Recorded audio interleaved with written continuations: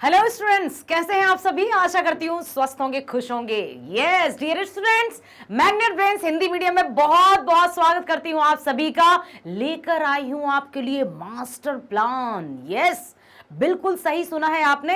कुछ ऐसी योजनाएं बताने वाली हूं, कुछ ऐसे तरीके बताने वाली हूं जो कि आपकी परीक्षाओं में हेल्प करने वाले हैं। जो आपको लगता है ना कि यार हिंदी है, इतना लंबा पेपर आएगा, हम कैसे करेंगे, सीमित समय में किस तरह से हम पेपर पूरा कर पाएंगे।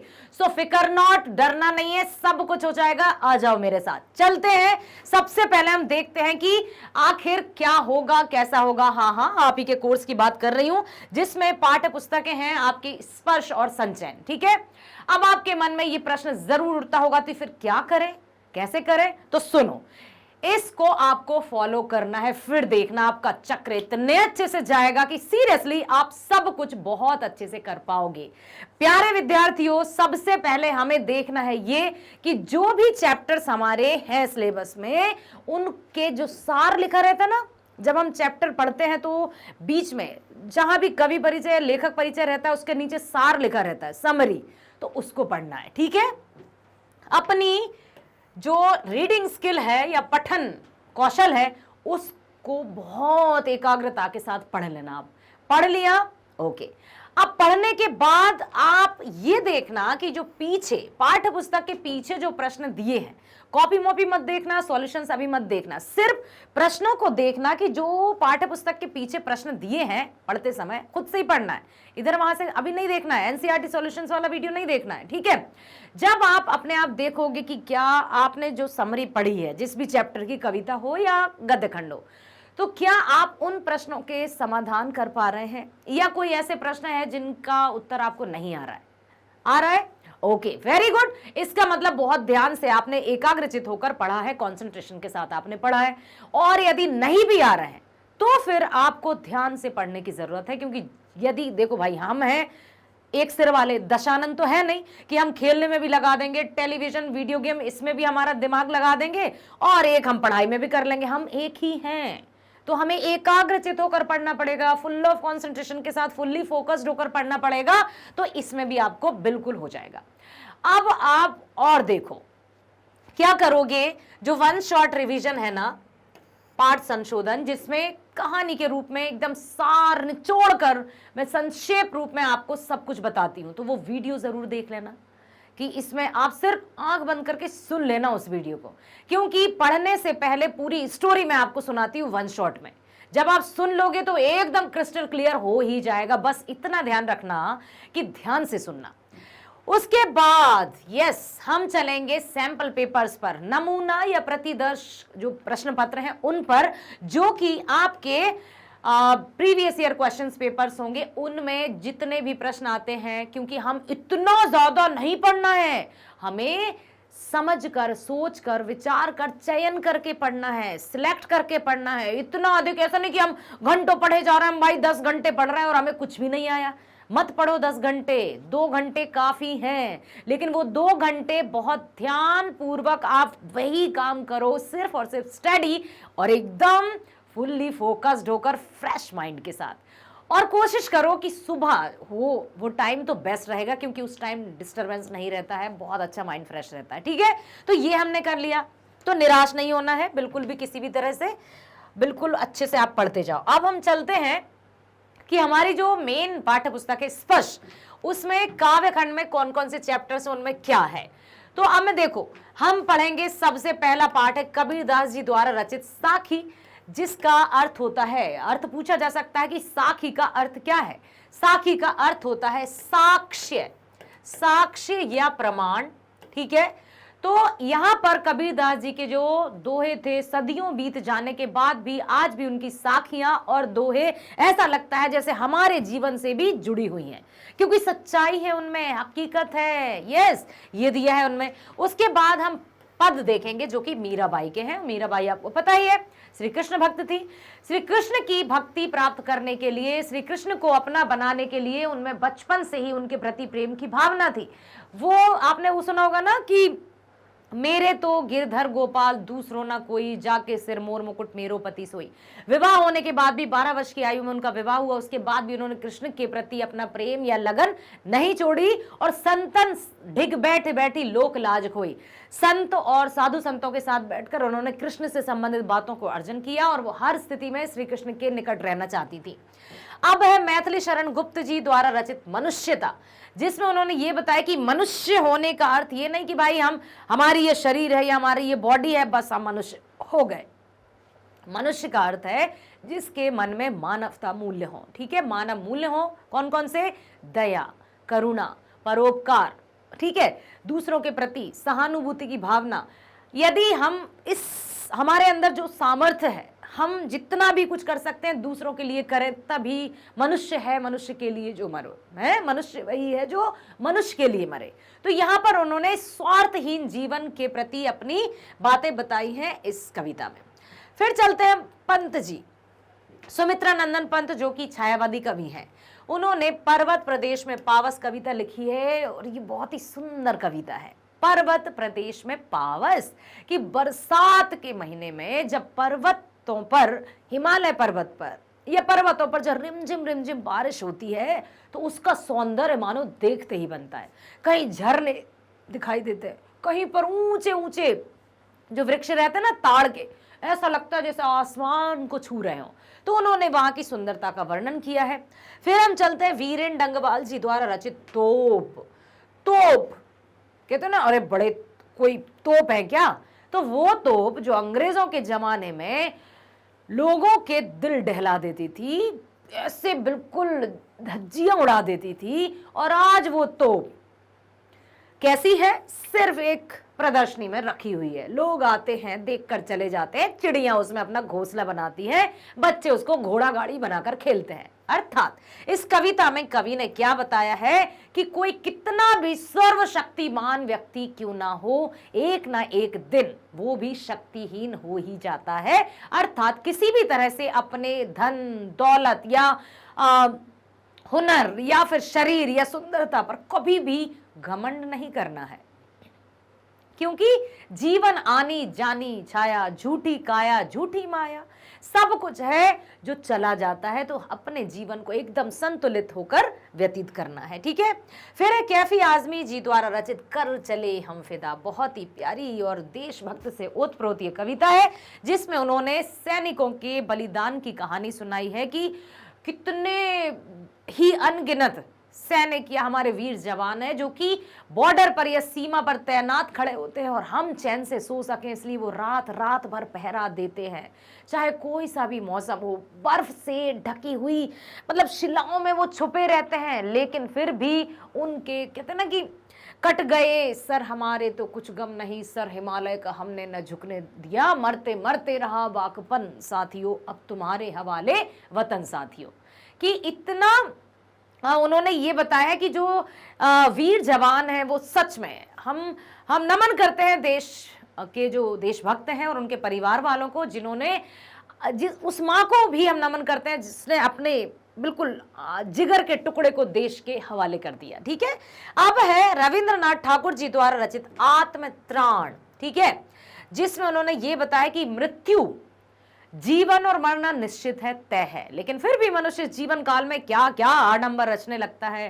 कोई अपने आप को 30 मार्खा समझने लगता है, किसी मनुष्य होकर मनुष्य को ही प्रताड़ित करता है। तो उन्होंने यही कहा है कि सुमृत्यु होनी चाहिए, मर रहे हैं तो वो भी यादगार होना चाहिए, क्योंकि ऐसे तो कई आते हैं और चले जाते हैं। ठीक है, अब हम चलते हैं गद्य खंड की तरफ।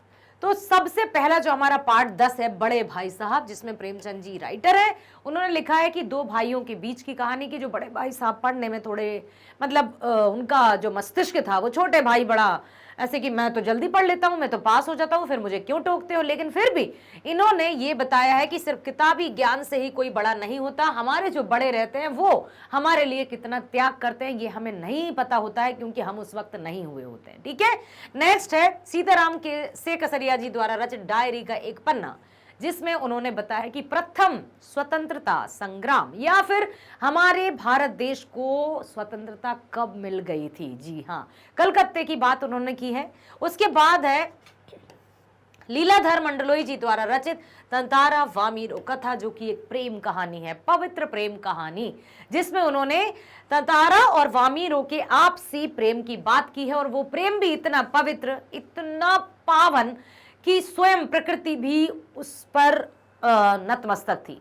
लेकिन फिर भी जो गांव के रीति रिवाज थे, उन्होंने उनके प्रेम को स्वीकार नहीं किया, क्योंकि जिस गांव में तांतारा रहता था, जिस गांव में वामीरो रहती थी, उस गांव से कभी भी विवाह संबंध स्थापित नहीं हो सकते थे। ये ग्रामवासियों या चली आ रही थी रीति रिवाज। लेकिन जो तांतारा था, बहुत ही अच्छा, बिल्कुल एकदम तंदुरुस्त हिष्टपुष्ट युवक था, सबकी सहायता भी करता था। उसको उम्मीद थी कि गांव वाले मेरा साथ देंगे और वामीरो से मेरा विवाह करवा देंगे। लेकिन गांव वालों ने उसकी नहीं सुनी और दोनों को एक अपने प्रेम को प्राप्त करने के लिए संभवतः उन्होंने अपने आप को ही ईश्वर के हवाले कर दिया। अर्थात धरती फट गई थी। कुछ ऐसी दर्दनाक जो कहानी है वो उन्होंने बताई है। फिर है तीसरी कसम के शिल्पकार शैलेंद्र प्रहलाद अग्रवाल जी द्वारा रचित, जिसमें उन्होंने तीसरी कसम जो मूवी आई थी राज कपूर जी द्वारा, उसमें मुख्य किरदार निभाया था कि किस तरह से उन्होंने 1 रुपए मात्र लिया था। ठीक है, अब कहां दूसरे के दुख से दुखी होने वाले निदा फाजली जी द्वारा रचित, जिसमें उन्होंने ये बताया था कि जो पशु पक्षी छोटे छोटे जीव जंतु हैं, मनुष्य को क्या लगता है कि ये संपूर्ण प्रकृति पर मेरा अधिकार है, मैं ही इसका निर्माता हूं, मैं ही इसका संहारक हूं। मनुष्य को ये लगता है, वो भूल जाता है कि चींटी हो या हाथी हो, हर एक का उतना ही अधिकार है इस प्रकृति पर जितना कि मनुष्य का। तो पहले जो लोग बाग थे, उन्होंने अपने स्वयं के बारे में भी अनुभव शेयर किया है कि उनकी अम्मी जान भी मतलब पशु पक्षियों की देखरेख करती थी। एक बार और उन्होंने ये जिक्र किया है कि जब एक राजा थे ना, शहंशाह, वो कहीं नहाने गए थे कुआं पर या तालाब पर, तो एक चींटा वो आ गया था उनके कंधे पर। जब वो भोजन कर रहे थे तो उन्होंने देखा कि अरे यार ये तो यहाँ आ गया, तो तुरंत वो भोजन छोड़कर उसको वहां छोड़ने गए। तो ये भावनात्मक ये बताई है कि प्रकृति पर सबका अधिकार है, मनुष्य ये ना मतलब ये बिल्कुल ना सोचे कि ये मेरी है। सो प्यारे विद्यार्थियों, ये इसमें दिया है। फिर है रविंद्र केलेकर जी द्वारा रचित पतझर में टूटी पत्तियां, जिसमें जापान के बारे में बताया है कि किस तरह से जापान अपने आप को अमेरिका से होड़ लगाने में तुला हुआ है और वहां के लोगों का जीवन मानो भागता रहता है। स्पष्ट लिखा है लेखक ने कि वहां के लोग चलते नहीं है, दौड़ते हैं, बोलते नहीं है, बकते हैं। ऐसा जीवन की मानो उनको लगता ही नहीं है कब दिन हुआ, कब रात हुई, क्या हुआ, क्या समझ में नहीं आता है। सब कुछ यूं भागता चला जाता है। उसके बाद हबीब तनवीर जी द्वारा रचित कारतूस, जिसमें बहुत ही सुंदर तरीके से बताया है कि एक ऐसा नायक, एक ऐसा देशभक्त जिसने अंग्रेजों को नाको चने चबवा दिए थे। समझ में आया? ये दिया है। तो इन सब को आपको पढ़ना है। हर एक पार्ट से कुछ ना कुछ प्रश्न तो पूछा ही जाएगा। बिल्कुल आपको डरना नहीं है। मैंने कहा ना कि स्टार्टिंग जो मैंने आपको बात बताई है कि पार्ट का सार पढ़ना है, बाकी वन शॉट रिवीजन देखो और सैंपल पेपर्स, बस। अधिक यहां वहां भटकने की आवश्यकता नहीं है। अब हम चलते हैं संचयन बुक पर, जो कि हमारी पूरक पाठ्य पुस्तिका है। हरिहर काका मिथिलेश्वर जी द्वारा रचित हरिहर काका, जो एक बेचारे किसान थे और किसान भी, उनकी एक जमीन थी, कुछ टुकड़ा था उनके पास, जिसमें गांव वाले की भी उस पर नजर थी, जो पुरोहित पंडित थे उनकी भी उस पर नजर थी, जो उनके परिवार वाले थे उनकी भी उस पर नजर थी, क्योंकि हरिहर काका की अपनी कोई संतान नहीं थी। तो जमीन के लिए हरिहर काका को गांव वालों ने, पंडितों ने और यहां तक उनके परिवार वालों ने भी बहुत यातनाएं दी। अर्थात इससे यह समझ में आता है कि बाप बढ़ाना भैया, या सबसे बड़ा रुपया। यहां पर मानवता का हनन होते हुए देखा है इस पाठ में। तो यहां पर हमें यही देखना है कि किस तरह से हमें, अब उन्होंने ये भी कह दिया था हरिहर काका ने कि मैं अपने जीते जी अपनी जमीन किसी के नाम नहीं करूंगा। यदि मैंने कर दिया तो ये जो आज इतना सुना कर मुझे 2 जून की रोटी दे रहे हैं ना, वो रोटी भी नहीं देंगे। मेरी हालत कुत्ते से भी बदतर हो जाएगी। और ऐसा ही कुछ हुआ तो उन्होंने फिर पुलिस प्रोटेक्शन दिया गया उन्हें, और बहुत अच्छे से उन्होंने जीवन के अंतिम दिन बिताए। फिर है गुरदयाल सिंह जी द्वारा रचित सपनों के से दिन, जिसमें उन्होंने अपने ही स्कूल दिनों की बात की है कि किस तरह से वो पुरानी किताबें लेकर स्कूल जाते थे और पढ़ाई के प्रति उनके कितना रुझान था, ये सब बताया है। उसके बाद टोपी शुक्ला और इरफान की दोस्ती तो आपको पता ही होगी, लिखा है राही मासूम रजा जी ने।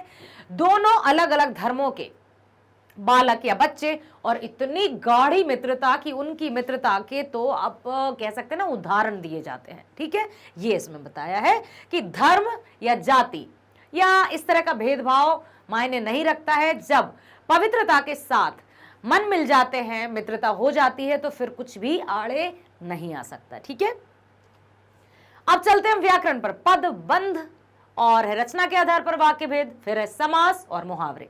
ये सभी टॉपिक्स आपकी परीक्षा में पूछे जाएंगे, सभी प्रश्न पूछे जाएंगे, ध्यान रखना। पद, बंध, जब भी कोई वाक्य एक रहता ना कि संज्ञा पदबंध है, सर्वनाम पदबंध, तो आपको संज्ञा सर्वनाम क्रिया विशेषण नहीं पता ही है, तो आप बिल्कुल संज्ञा, यदि राम नाम ऐसे कहते हैं ना कि किसी व्यक्ति वस्तु स्थान या भाव के नाम को संज्ञा कहते हैं, सर्वनाम संज्ञा के स्थान पर, तो ये सब हो जाते हैं संज्ञा सर्वनाम क्रिया विशेषण में 5 आ जाते हैं, तो ये सब हो जाएगा आपका पदबंध।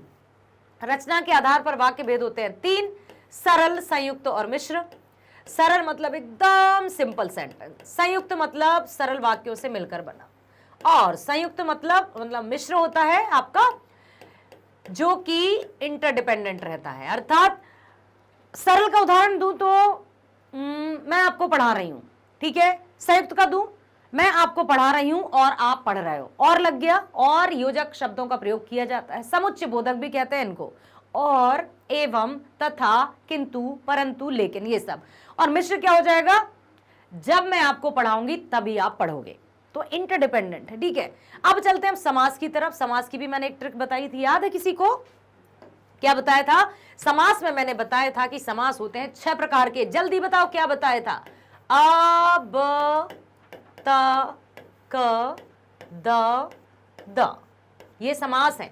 अव्ययी भाव समास, बहुब्रीहि समास, तत्पुरुष समास, कर्मधारय समास, द्विगु समास और द्वंद्व समास। ठीक है, इनसे भी आपके प्रश्न पूछे जाएंगे। अब ये सब आपको दिया ही है, तो वन शॉट रिवीजन जरूर देखना। चलते हैं मुहावरे की तरफ, जो कि हर एक, चाहे वो कोई भी कथन हो या कहानी हो या वक्तव्य हो या भाषण हो, कुछ भी हो, यदि उचित तरीके से मुहावरे का प्रयोग किया जाए तो उस बात में 4 चांद लग जाते हैं। मुहावरे क्या होते हैं? वाक्यांश होते हैं, पूरा वाक्य नहीं होते हैं, वाक्यों का अंश होते हैं, टुकड़ा होते हैं। ठीक है, जिनका अर्थ छिपा हुआ होता है, जैसे कि अंधे की लाठी होना, अर्थात श्रवण कुमार अपने माता पिता की अंधे की लाठी है, मतलब एकमात्र सहारा होना। ठीक है, उसका अर्थ कुछ होता है। अब लेखन की तरफ यदि हम चलें तो यस, ये सब कुछ है जो कि आपके पेपर में या परीक्षा में, बोर्ड परीक्षा में पूछा जा रहा है, पूछा जाएगा। लिखते जाना है, थकना मना है। ठीक है, अनुच्छेद लेखन, बिल्कुल आपको पता ही होगा। अनुच्छेद लेखन जब आएगा तो आपको संकेत बिंदु भी दिए जाएंगे।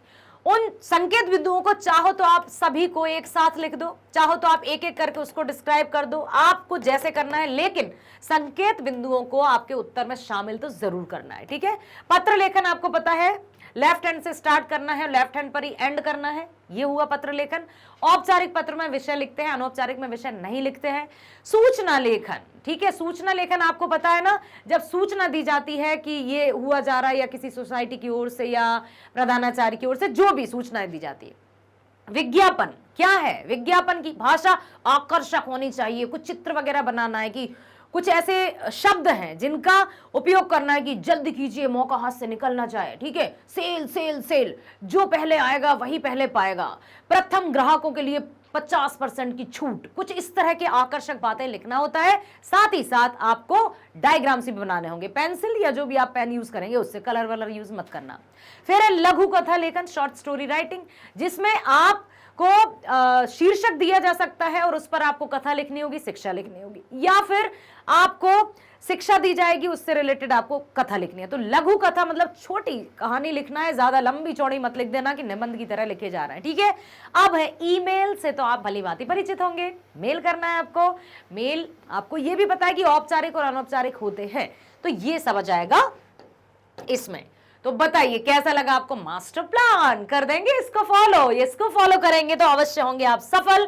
तो प्यारे विद्यार्थियों, हम सब की बेस्ट विशेष आपके साथ हैं, ऑल द बेस्ट। इसी तरह से बने रहिए हमारे साथ, मिलते हैं नेक्स्ट वीडियो में। स्वस्थ रहिए, खुश रहिए, bye bye, thank you so much.